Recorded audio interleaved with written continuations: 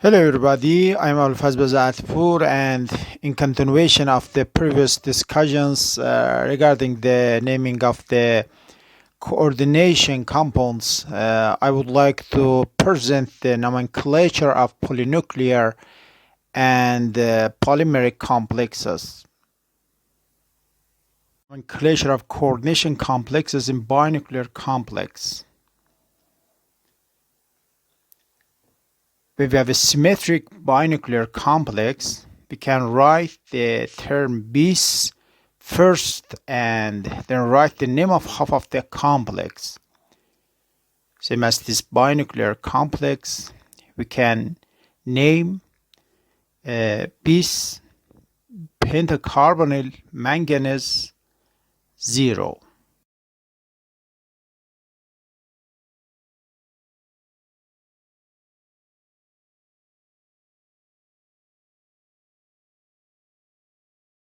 The two parts of the binuclear complex were not the same, as they had different metals or ligands. We consider one of the metal centers with its ligands as a ligand for the next metal, according to the fact that at the end of the name of the metal whose complex is considered as a ligand, the term IO is added. So here we can consider the tetracarbonyl cobalt group as ligand for rhenium. So we can write like this: pentacarbonyl tetracarbonyl cobaltio rhenium 0. Or we can consider the pentacarbonyl rhenium group as ligand for cobalt, and we can write tetracarbonyl pentacarbonyl rhenium U cobalt 0. If the complex has a bridging ligand, we will use the term mu before the name of the bridging ligand, and if the number of the same bridging ligands is more than 1, we have to show the number of the ligands using di, tri, tetra, and similar. For example, mu chloro, di-mu carbonyl, tri-mu bromo, and mu-3 hydrido. As can be seen, the last example, the hydride ligand is bridged between 3 metal centers.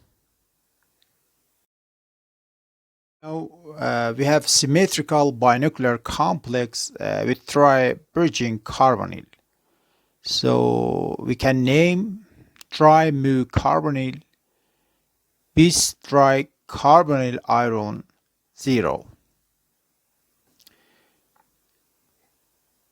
In another example, there's 2 different bridging amido and nitro ligands. So we can start writing the complex name with alphabetical order of bridging ligands. Same as this: mu amido, mu nitro bis tetraamine iron 3 nitrate. Sometimes we have complexes where the ligand bridges between 3 or even 4 metal centers. In this complex, tetraiodo ligands bridged between triplatinum. So we can name tetra mu 3 iodo tetrakis trimethyl platinum 4. For the obtaining of oxidation state of platinum, we can consider the 4 negative charges of iodo ligands and 12 negative charges of the methyl groups.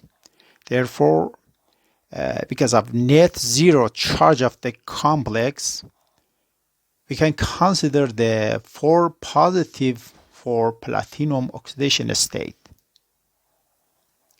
And in another example, there is the thioligand that bridged between 4 mercury.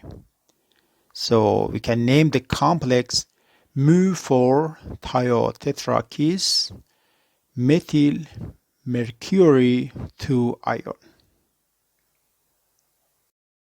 To show the presence of a ring in the structure, the term cyclo is used at the beginning of the name. For example, in this example, we can name cyclotetramucyanotetrakis dipropyl gold 3. And in the another one, we can write cyclotetramuoxotetrakis dioxomolybdenum 6. I want to name this complex.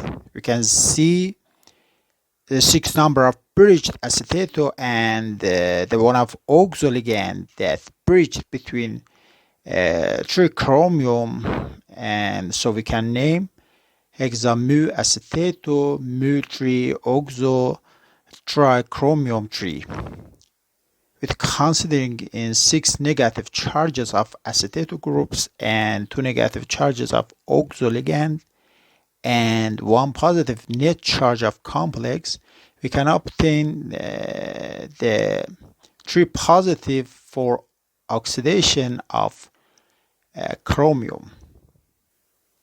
Another example, we can see 6 number of bridged acetate and 1 oxoligand that bridged between 4 beryllium, and so we can name hexa mu acetate mu 4 oxo beryllium 2.